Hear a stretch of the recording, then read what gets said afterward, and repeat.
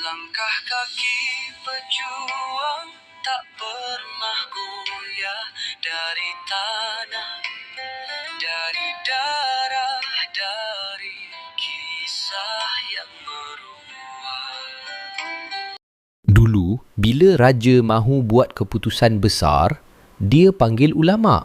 Bila negeri genting, masjid jadi tempat runding. Tapi bila penjajah datang, ulama' dipanggil. Tapi bukan untuk minta nasihat, hanya untuk baca doa. Ilmu agama dipisah dari ilmu dunia. Masjid jadi tempat nikah dan jenazah. Ulama' dijadikan simbol, bukan suara negara. Dan anak muda pun membesar fikir Islam itu hanya soal dosa dan pahala, bukan soal undang-undang, bukan soal kuasa. Bila ulama hanya berdiri di mimbar tapi tak lagi berdiri di saf hadapan, maka umat pun mula hilang arah dan musuh pun mula masuk tanpa perlu pintu.